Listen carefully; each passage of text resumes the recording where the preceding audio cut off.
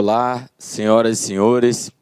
Estamos iniciando aqui a nossa aula com o tema de hoje, Regulamento Disciplinar da PMMT, um tema importante para a sua prova de concurso. E nós vamos estar fazendo as nossas explicações, é lógico, com olhos voltados para o último edital do concurso de mérito intelectual para sargento. Como dica, senhores, antes da gente adentrar o nosso assunto, nosso tema, eu digo para os senhores, o concurso dos senhores não visa jurisprudência do STJ, do STF, doutrinas, teorias muito profundas. O que visa o concurso dos senhores? A lei em si, que a gente acaba dizendo a lei seca.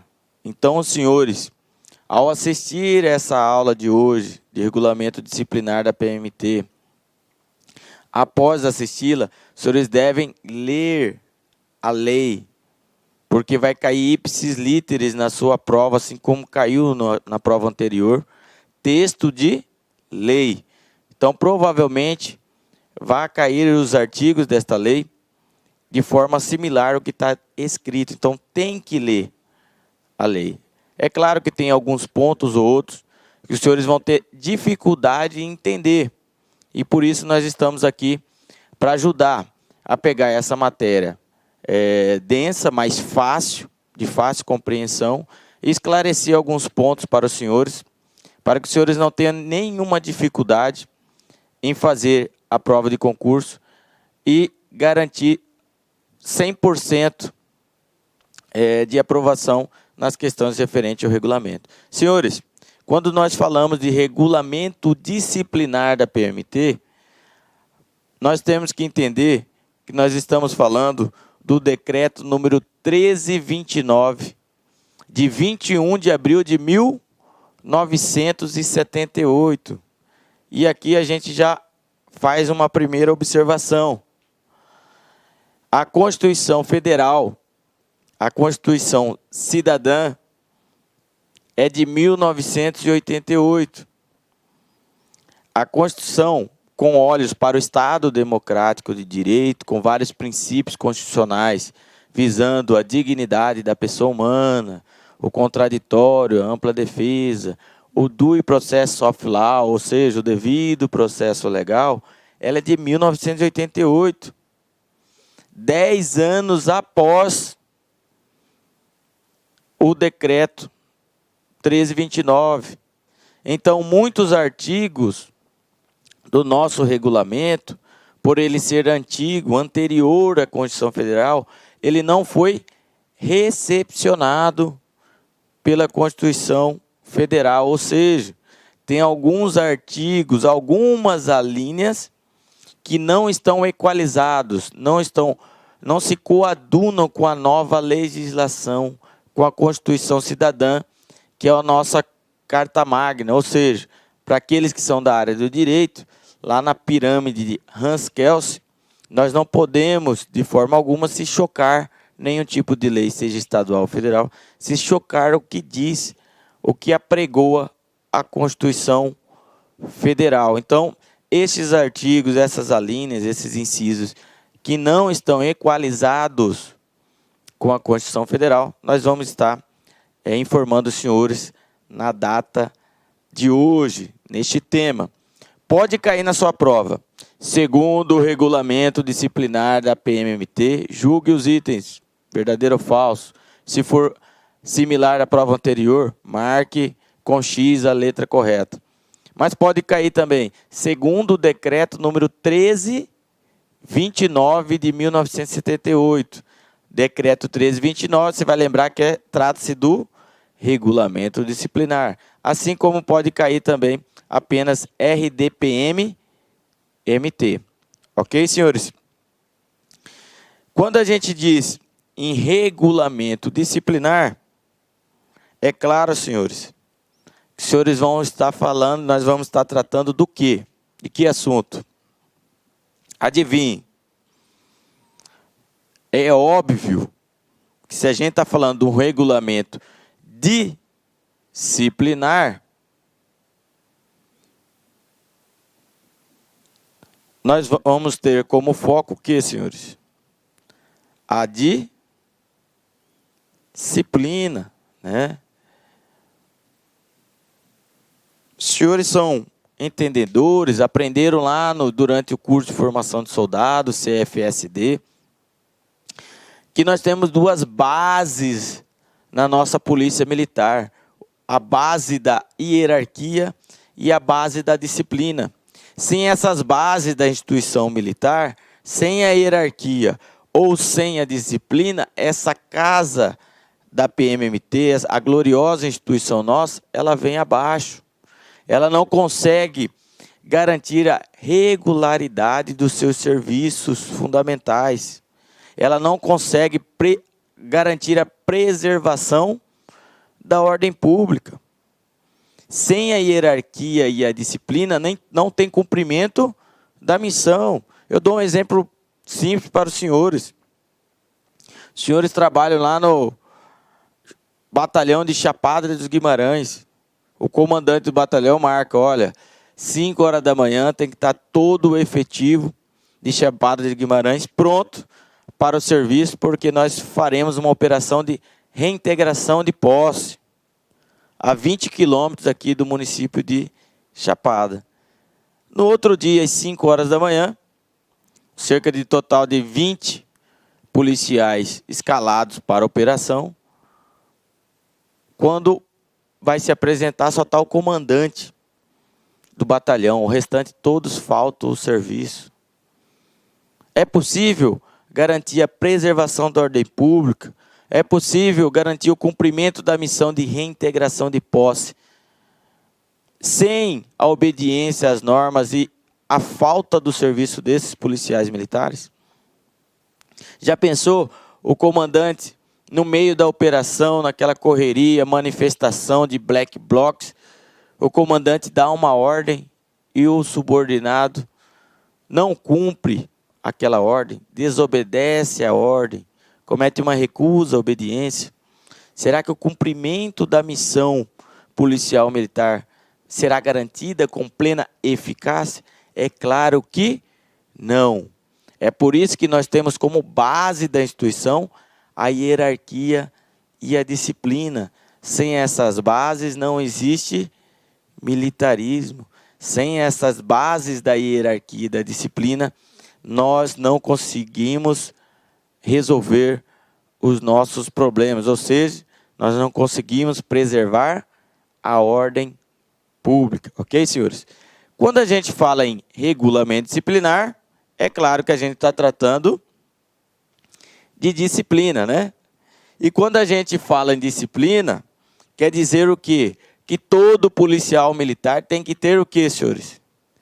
Tem que ter disciplina, lembre-se, senhores. Todo policial militar tem que ter o quê? Disciplina. Lembrando disso, que o RDPM trata-se de disciplina. Ou seja, todos os policiais militares têm que ter disciplina. Com esse bizu, TD, tem que ter disciplina, você mata todas as questões referentes a RDPM. Como assim, Major? Quando você diz que o RDPM trata de disciplina e o militar tem que ter disciplina, quer dizer que o nosso regulamento, ele trata de transgressão disciplinar.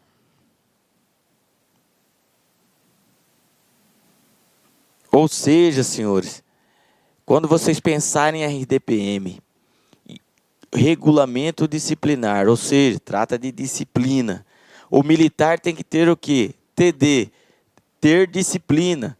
Você lembra-se que está tratando todo o regulamento de transgressão disciplinar.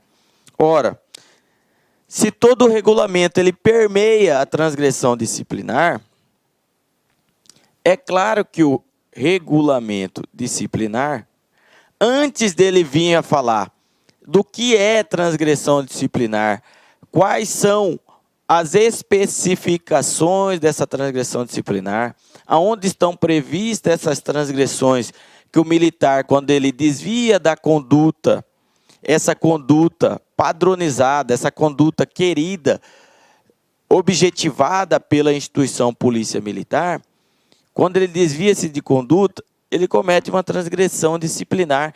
E aí o Estado, a administração pública militar, ela tem o dever o quê?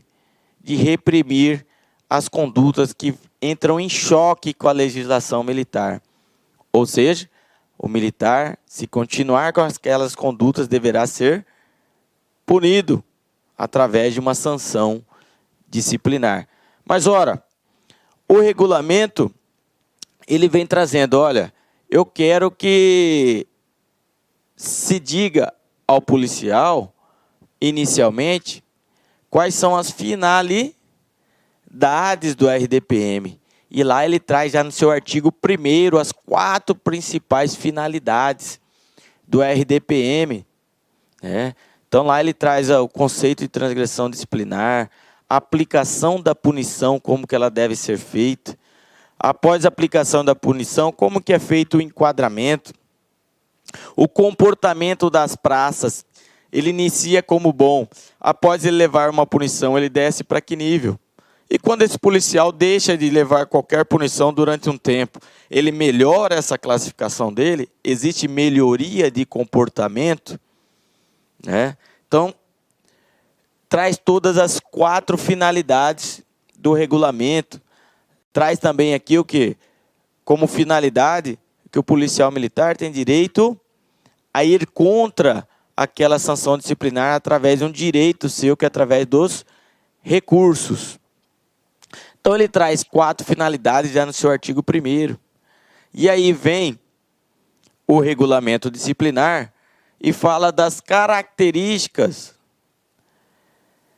que ele pretende que o militar estadual, o policial militar, ele haja com camaradagem, que ele tenha uma atitude de civilidade, que ele tenha uma atitude ética, moral, condizente com os regulamentos disciplinares. Ora, ele falou das características, camaradagem, civilidade. O regulamento disciplinar também vem trazendo o quê? Quais que são as autoridades competentes para aplicar o regulamento? É o governador do estado que pode punir o policial militar com prisão? Não. É o comandante-geral da PM? Quem é que realiza a punição daquele policial? O comandante de batalhão também realiza a disciplina nos quartéis? Ou essa função é do oficial de dia, do tenente, ou é do sargento? De quem é a responsabilidade pela disciplina? Então, já vem o RDPM dizendo quais são as autoridades competentes para se aplicar aquela punição.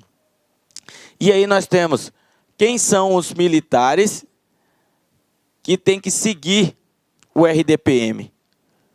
Os militares apenas da ativa devem seguir as normas do RDPM, e os militares da inativa, da inatividade, que já foram para a reserva remunerada ou adentraram a reforma, eles também devem seguir o que preceitua o RDPM?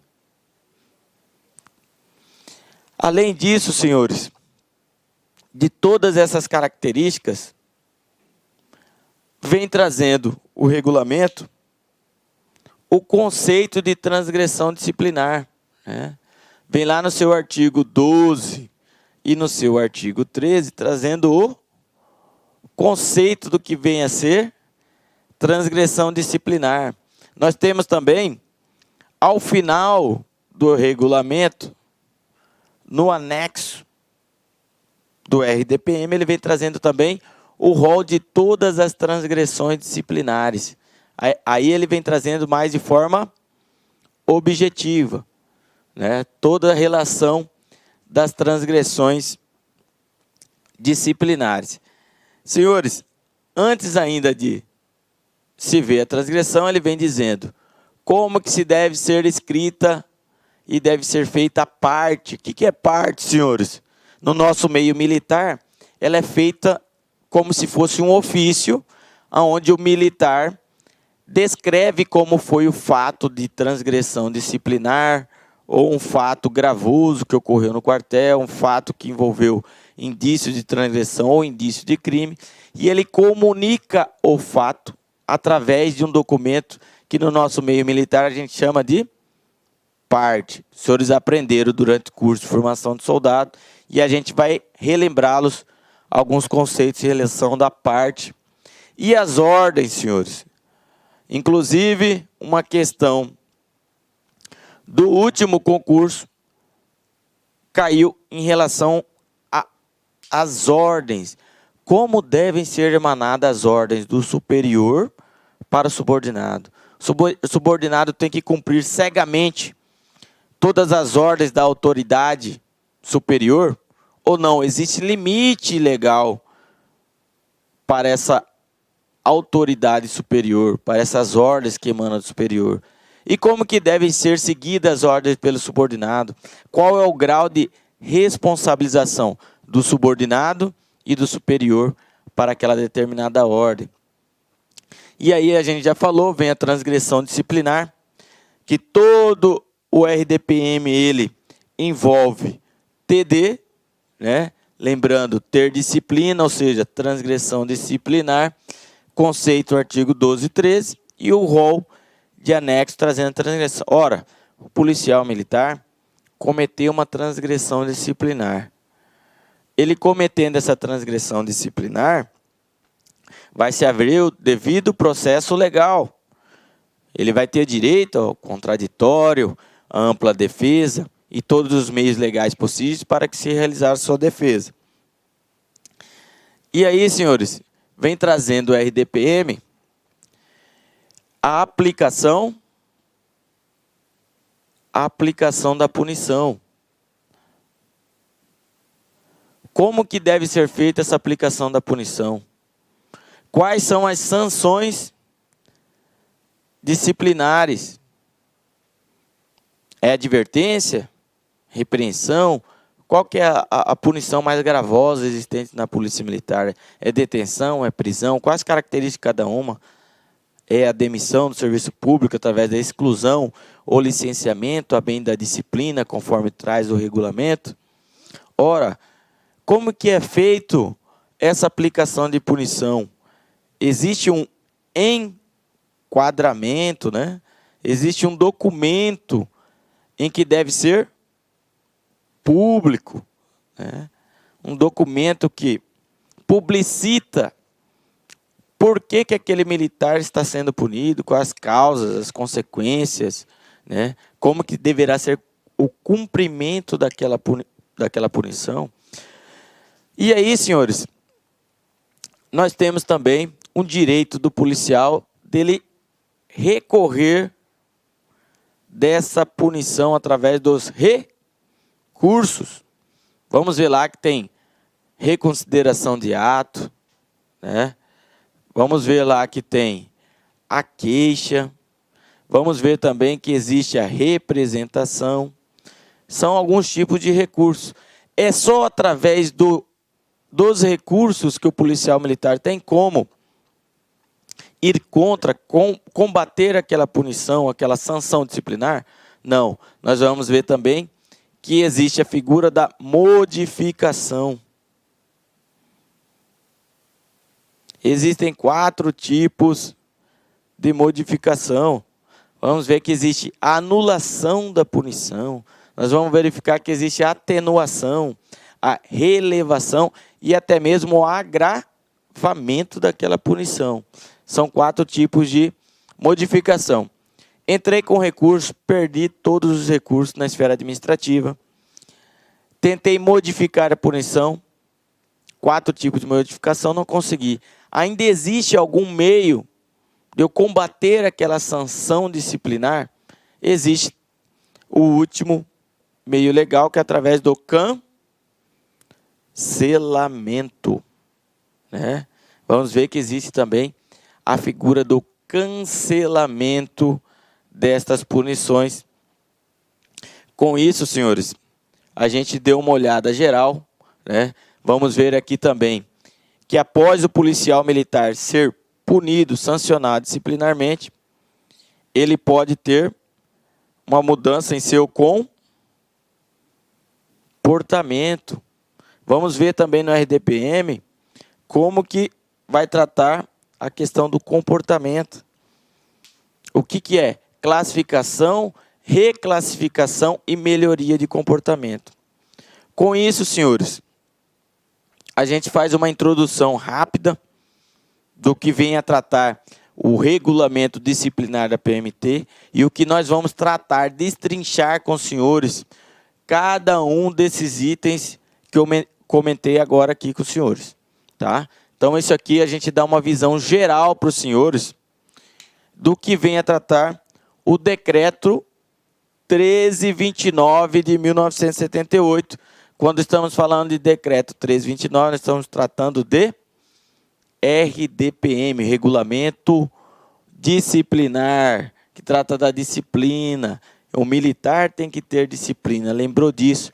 Você já matou todas as questões relativas à RDPM na sua prova, porque você vai lembrar do TD, ter disciplina, transgressão disciplinar, e aí você faz todo esse contexto aqui, e com certeza você vai garantir os seus pontos na sua prova.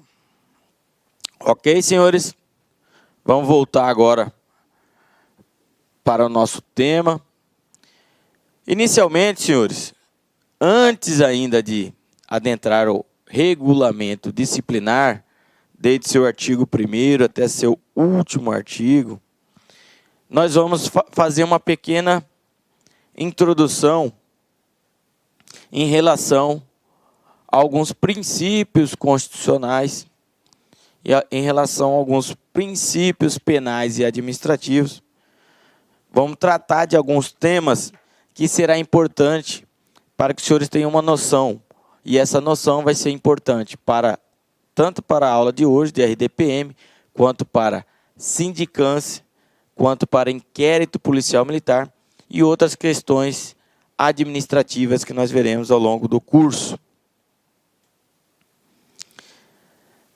Senhores, quando a gente está dizendo de administração pública, nós estamos encaixados, englobados dentro dos servidores públicos, de um rol de servidores públicos, né? Como servidores públicos e defendendo a administração pública, nós temos que defender também toda a organização pública através de princípios constitucionais. Então, por exemplo, a Constituição Federal ela traz alguns princípios como o famoso LIMP e a emenda constitucional de 45 de 2004 trouxe também a ética, né? Quando a gente fala em LIMP, o direito administrativo vem dizendo que o servidor público, seja ele civil ou seja ele militar, ele tem que agir dentro da legalidade, ele tem que agir dentro da impessoalidade, ele tem que agir dentro da moralidade, da publicidade, da eficiência. E aí a emenda constitucional 45 trouxe também a ética. Senhores, todos os atos administrativos devem derivar da lei, de um ato normativo, de um ato legal, descrito em normativas, descrito em legislações. O administrador, ele tem que ser impessoal, né? Então, o comandante, o servidor público civil ou militar, ele não pode ajudar apenas os amigos dele. Ele tem que agir também com a mesma parcimônia, com a mesma isonomia, com também aquele que ele não conhece, que não é amigo dele. Não adianta passar um documento para frente apenas daquele seu amigo pessoal, seu parente, seu pai, sua mãe, seu filho, seja ele quem for a proximidade que você tenha. Tem que tratar todos de forma igualitária e de forma impessoal na análise dos documentos. Temos que agir dentro de uma moralidade. Quando a gente fala em moralidade e ética, a gente está dentro de um plano subjetivo, né, de valores que a própria administração pública traz e preserva para a boa administração.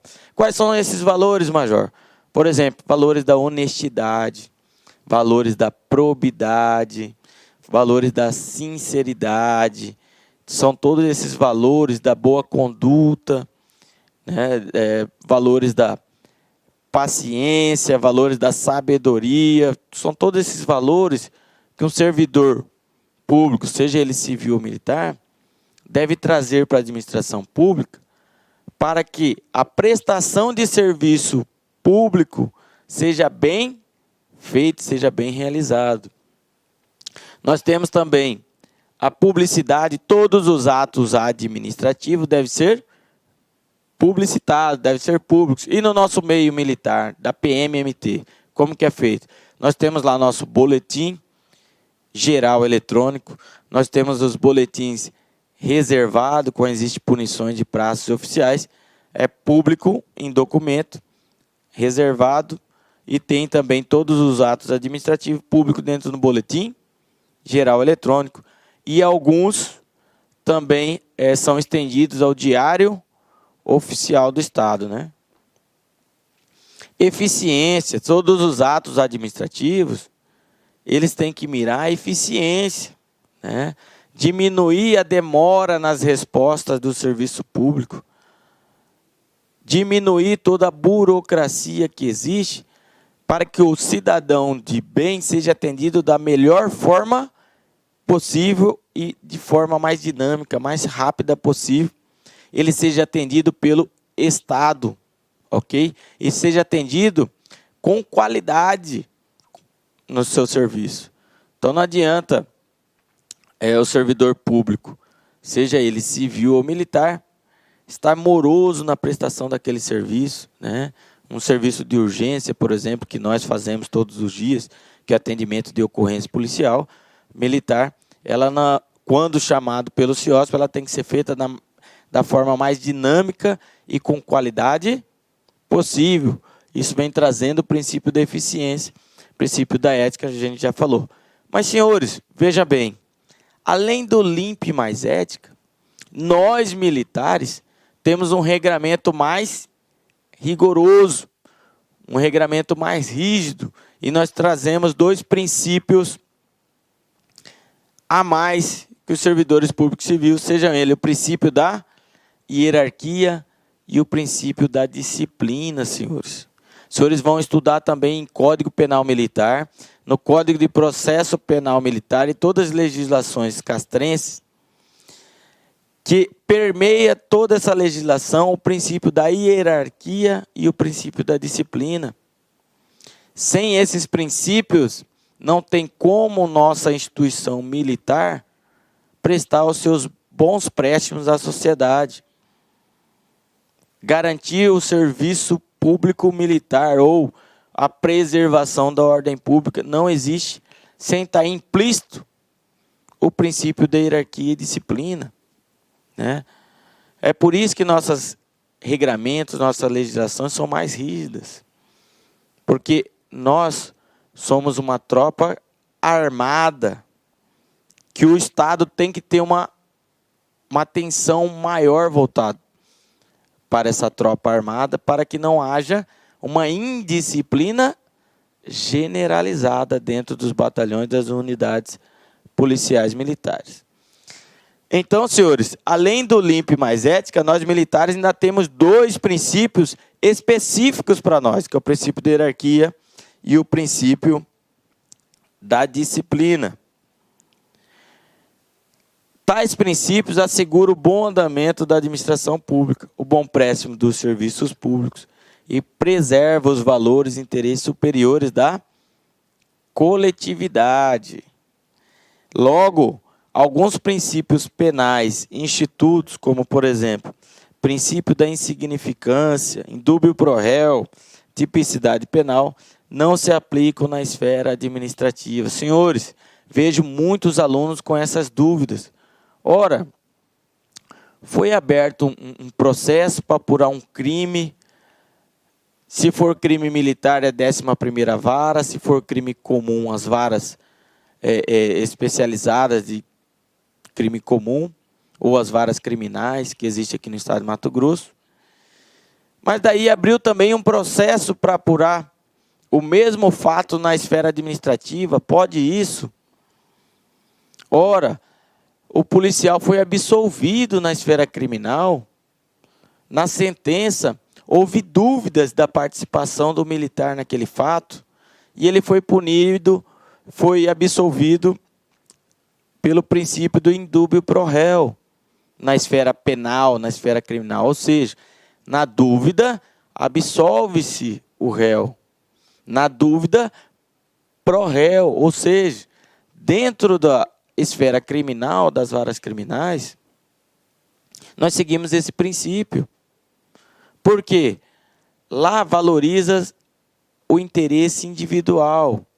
Lá valoriza-se o princípio da dignidade da pessoa humana. Se há dúvidas quanto ao fato de se o suspeito, se o réu cometeu ou não aquele fato, eu, Estado juiz, não posso aplicar uma sanção na dúvida, porque eu posso estar cometendo uma injustiça. Então, na dúvida, se absolve o réu. Esse é um princípio criminal. Mas e na esfera administrativa? Pode o policial militar ser punido na esfera administrativa? Ora, senhores, enquanto na esfera criminal há uma prioridade pelo interesse individual, ou seja, pela dignidade da pessoa humana daquele suspeito, daquele acusado, na esfera administrativa, na dúvida, você prioriza o interesse coletivo. Em dúbio pro società. Na dúvida, priorize a sociedade. Não se prioriza os interesses individuais, e sim os interesses coletivos.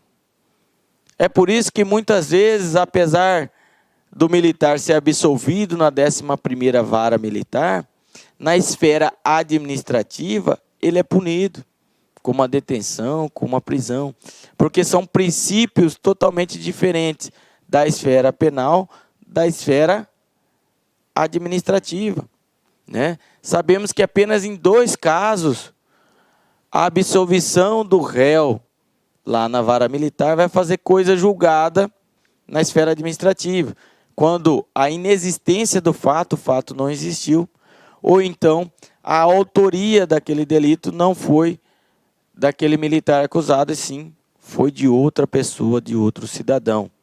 Tá? Então, apenas nesses 2 casos que faz coisa julgada no administrativo, e a administração tem que seguir o que foi julgado na sentença criminal, nós temos que trazer para a esfera administrativa. Fora isso, senhores, são princípios totalmente diferentes, em que a esfera criminal ela leva consigo para fazer o julgamento, e a esfera administrativa corre por fora com outros princípios constitucionais. Outras diferenças nós podemos ver também no princípio da insignificância, né, que é seguido pelas varas criminais, pelos juízes criminais, e não se segue na esfera administrativa. Nós também temos o princípio da tipicidade penal, ou seja, todo crime é fato típico, antijurídico e culpável. Segundo o Código Penal Militar, você tem que lembrar do TAC. Crime é fato típico, antijurídico e culpável. Ou seja, o que é típico? É tudo aquilo que está descrito em lei. Se não tiver nada descrito em lei, aquele fato não é considerado crime. Não há crime sem lei anterior que o defina, é constitucional. Podemos ver no artigo 5º. Se não há crime previsto em lei anterior, o militar, o acusado, o réu, ele não pode responder por um fato que não é considerado crime. Ora, tem que ter uma lei aprovada, né? O próprio Código Penal Brasileiro, 1940, foi aprovado, é uma lei, e por isso descreve vários crimes, né? Crime de violência doméstica, lei 11.340. Então tem que ser típico, tem que estar descrito em lei. Ora, não há também cumprimento de pena sem também que ela esteja descrita em lei. Ok, senhores? Mas e na esfera administrativa? Tem que estar descrito em lei, tem que ter uma lei aprovada com o rol de transgressões disciplinares para que o militar seja sancionado disciplinarmente? Não, senhores. Enquanto na esfera penal existe o princípio da tipicidade penal, todos os crimes têm que estar descritos em lei. Na esfera administrativa, nós seguimos o princípio da tipicidade mitigada, tipicidade diminuída, uma tipicidade mínima, senhores. Ou alguns doutrinadores chamam também de princípio da atipicidade, ou seja, é uma tipicidade irrisória, mínima, para que se acuse aquele militar das transgressões disciplinares. Então, são princípios totalmente diferentes que correm na esfera criminal e também correm na esfera administrativa. Por isso, nós não podemos confundir esses princípios, porque senão você confunde todo o julgamento das transgressões disciplinares. Ora, senhores, destacamos para os senhores o princípio da hierarquia e disciplina. Por que é tão importante? Porque ele mantém a regularidade das instituições militares. As instituições militares têm missões de suma importância para a preservação das liberdades públicas, para a defesa da pátria, para a garantia dos poderes constitucionais. Ora, senhores, não há liberdade individual sem a preservação da ordem pública. Não tem como o juiz sentenciar um réu, um acusado, sem ele ter uma garantia de uma segurança mínima para que ele faça aquele julgamento.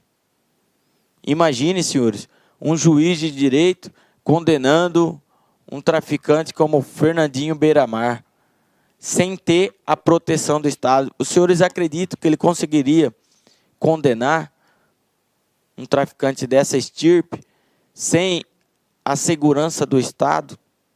Sem que o Estado o defenda? É claro que não, né? É por isso que, para a garantia do poder judiciário, para a garantia do bom serviço prestado pelo poder legislativo e também do poder executivo, é necessário que a preservação dos valores e princípios de quem os defende, de quem faça a segurança destes poderes constituídos, no caso, no meio estadual, policiais militares, civis, bombeiros militares, e numa esfera federal, nós temos os militares das Forças Armadas, Aeronáutica, Marinha, Exército Brasileiro. Nós garantimos a lei e a ordem, senhores. Então não há liberdade pública, não há poder constitucional, não há Estado democrático de direito sem atuação, sem a importância devida das instituições militares, senhores. Nada ocorre sem a segurança pública. A missão das forças militares é situação social que demanda especial cuidado, como eu já disse para os senhores. Todas as instituições militares, elas são tropas armadas. Para cumprir sua missão, é importantíssimo que exista a hierarquia, ou seja, um superior controlando, orientando, dando as coordenadas para o seu subordinado. E o subordinado também tem que alertar o superior para que não incorra em descumprimento de lei. Então, essa é a responsabilidade hierarquia, em lato sensu, de forma geral, que é o ideal para a instituição. O superior controlando, orientando, e o subordinado também sendo obediente às normas, às leis, às ordens, e também ajudando o superior no cumprimento da missão. Vejamos, senhores, demos como um exemplo aos senhores, desrespeito a superior, né? Embora esteja ligado à disciplina interna, importa em desestabilização da regularidade do desempenho da missão constitucional, visto que a ausência da tutela poderia levar a uma indisciplina generalizada da força. Ora, senhores, desrespeito a superior, você desrespeitar um chefe seu, um superior hierárquico, aos olhos dos civis, pode até ser visto como uma coisa boba, né? Como uma coisa sem importância, uma coisa sem grande valor para o meio administrativo. Mas para nós militares não, é algo grave, inclusive considerado crime militar, porque houve quebra do princípio da hierarquia e disciplina. Imagine, senhores, se o soldado desrespeita a ordem do cabo, o cabo poderá também desrespeitar a ordem do sargento, o sargento do subtenente, o subtenente do tenente e o tenente do próprio comandante do batalhão dele. Imaginem, senhores, um comandante de batalhão dando ordem para o cumprimento da missão e nenhum dos seus subordinados respeitando a sua ordem. Levaria a uma indisciplina generalizada da força. Ora, senhores, sem o cumprimento da missão, sem dar importância aos princípios da hierarquia e da disciplina, que são bases da nossa instituição, não há militarismo, não há cumprimento da missão. E por isso, nós preservamos o princípio da hierarquia e disciplina, e ela vem descrita também, tanto no Código Penal Militar, quanto no Código de Processo Penal Militar. Princípio da independência das instâncias. Dou um exemplo rápido para os senhores fixarem na mente o princípio da independência das instâncias. Veja bem, senhores, imaginemos que existem dois policiais, soldado Paulo e o sargento Bruno. Estão fazendo policiamento em Várzea Grande, trabalham no 4º Batalhão e estão fazendo radiopatrulhamento na Avenida Júlio Campos. Em determinado momento, né, o sargento Bruno olha para o seu subordinado ali, ele está comandando a viatura, vê que o sinal está vermelho, o sinal está fechado. E aí ele fala para o seu subordinado, fala para o soldado Paulo: soldado Paulo, apesar de tal sinal vermelho, pode ultrapassar o sinal vermelho, que a via está tranquila hoje, é um domingo, né? Está sem movimento, pode ultrapassar o sinal vermelho. Tem certeza, sargento? Tem, pode ultrapassar o sinal vermelho, não tem problema não está vindo carro não. E aí, quando o soldado Paulo vai ultrapassar o sinal vermelho, cruza, vindo de outra via, uma motocicleta. Vem a colidir com a viatura policial militar. O motociclista vem ao solo, cai ao solo e vem a óbito. É a famosa guarnição azarenta, a guarnição de azar militar. Veja bem, senhores, eles vão responder na esfera criminal, na esfera penal? É claro que sim. Cometeram um homicídio. Pode ser culposo, estava ali, acidente de trânsito. Ora, senhores, homicídio, matar alguém, está descrito no nosso Código Penal Militar? Artigo 205? Sim. Estavam de serviço, defendendo o Estado? Sim. Então vai se amoldar lá no artigo 9º, que fala sobre crimes militares. Ora, era um crime militar, descrito no Código Penal Militar, matar alguém. poderá ser julgado por quem? Pela vara militar. No nosso caso, no estado de Mato Grosso, a 11ª vara. Agora eu pergunto para os senhores, poderão ser também sancionados disciplinarmente na esfera administrativa? Sim, será instaurado o devido processo legal, seja uma sindicância acusatória ou até mesmo um processo demissório em desfavor daquela guarnição policial militar. Por quê? Porque descumpriu regulamentos, normativas, portarias, né? Procedimento operacional padrão não diz que você tem que ultrapassar um sinal vermelho, descumpriu o Código de Trânsito Brasileiro, que traz diversas normas das vias de tráfego. Então, esses militares agiram contrariamente à conduta prevista em nossos regulamentos militares. Eles não agiram com a ética e a moral devida no cumprimento da missão. Vão responder na via administrativa? Sim, poderão ser sancionados com advertência e até mesmo a demissão do serviço público. Na esfera penal, vão responder também por aquela vida que foi ceifada, que veio a óbito. Então já vai responder na esfera criminal e na esfera administrativa. Pergunto para os senhores que estão me assistindo. Essa guarnição policial militar responderá também na vara civil? Ou seja, na esfera civil? É claro que sim. Eles vão ter que responder pelo dano causado na motocicleta do cidadão que veio a óbito.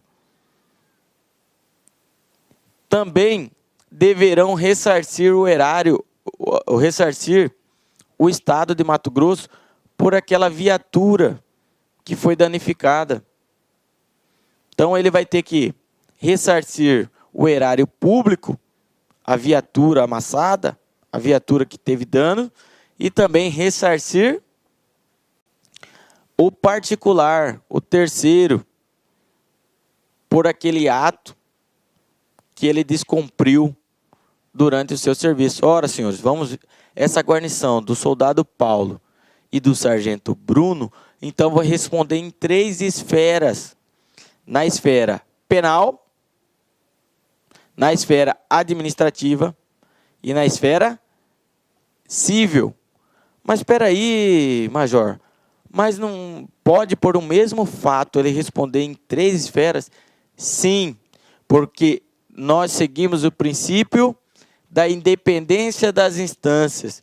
As ações ou omissões dos servidores públicos que se consubstanciarem ilícitos podem gerar efeitos na esfera civil, penal e administrativa. O que não pode, senhores, é a dupla punição pelo mesmo fato na mesma esfera. Então, o militar ele não pode ser punido com prisão e detenção na esfera administrativa. Assim como ele não pode levar 2 penas na esfera criminal, e nem tampouco 2 punições na esfera civil. Então não pode haver dupla punição em uma única esfera, mas ele pode ser punido na esfera penal, na esfera administrativa e na esfera civil. Ok, senhores? Princípio da especialidade. Norma especial, norma específica, norma que trata daquele determinado assunto, derroga norma geral. Ou seja, se existe uma norma geral, Código Penal Brasileiro, e existe uma norma específica que trata a violência doméstica contra a mulher, a Lei 11.340, você vai seguir o Código Penal Brasileiro que trata de lesão corporal, por exemplo, ou você vai seguir a Lei 11.340 que fala da violência doméstica contra a mulher. É claro que a lei mais específica, que detalha aquele assunto. Então, essa norma especial, essa norma específica, ela vai tratar sobre o assunto com preponderância em relação à norma geral. Então, a norma específica, ela derroga aquela norma geral. A mesma coisa para o Código Penal Militar. É um Código Penal mais específico para os crimes militares. Exemplo: lesão corporal culposa na condução de veículo. Lesão corporal está previsto no Código Penal brasileiro? Sim. Está previsto também num código mais específico, no Código de Trânsito brasileiro, que fala sobre vias, acidentes em vias públicas, lesão corporal na condução de veículo. Como o Código de Trânsito brasileiro é mais específico, que trata de acidente de trânsito, quando ocorrerem estes, vai se usar a legislação própria, a legislação mais específica. Senhores, trouxe também um slide tratando sobre poderes administrativos, mas não é o foco da nossa aula de hoje. Todo ato administrativo, ele segue poderes administrativos, seja vinculado ao quê? Descrito em normas, normativas. Poder discricionário, né? O poder de decisão que o agente público tem, é aquele poder de escolha que ele vai fazer, o ato que ele vai tomar. Poder hierárquico, sempre um superior, controlando, orientando, disciplinando o seu subordinado. Tem o poder também disciplinar, que deriva desse poder hierárquico. Poder disciplinar é o poder que a administração tem de sancionar disciplinarmente os teus agentes públicos. Poder regulamentar, né? Todos os atos administrativos têm que ser conhecidos pelos administrados, pelos servidores públicos, seja eles civis ou militares. Então, tem que ser conhecidos através de regulamentos, normativas, instruções normativas, portarias. E o poder de polícia, que não é o poder do policial ou o poder da polícia, é um poder de polícia, que é um poder de fiscalização a todos os agentes públicos. Agem com o poder de polícia, por exemplo, guarda municipal, outro exemplo, fiscal da Receita Federal, fiscal da Fazenda Estadual, tem o poder de polícia, ou seja, o poder de fiscalização. Senhores, para fechar a nossa introdução, nós temos que estar ciente que crime é diferente de transgressão disciplinar. Enquanto um vai ser apenado na esfera criminal, na esfera penal, as transgressões disciplinares são aquelas que são previstas em regulamentos disciplinares. Está atinente à administração pública, está atinente à esfera administrativa. Então, crime, para o Código Penal Militar, crime é todo fato típico, antijurídico, considerado ilícito, reprovável pela sociedade, e culpável, né? Agiu com dolo, com culpa, como é que agiu esse acusado. Enquanto a transgressão disciplinar, ela fica num meio mais subjetivo, né? Ela está descrita no desvio de conduta daquele servidor público civil ou militar que não está condizente com as normativas internas, não está condizente com o que a administração pública quer daquele militar.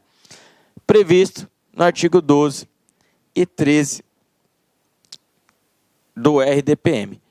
Feita esta pequena introdução, mas eu acredito que é importante para a gente estar levando tanto o tema de hoje como o RDPM, quanto sindicância, inquérito policial militar e até mesmo o processo de deserção, que nós vamos ver em aulas futuras. Nós fechamos aqui essa pequena introdução e no próximo bloco nós entraremos em regulamento disciplinar da Polícia Militar do Estado de Mato Grosso, o decreto 1329 de 1978. Clique like.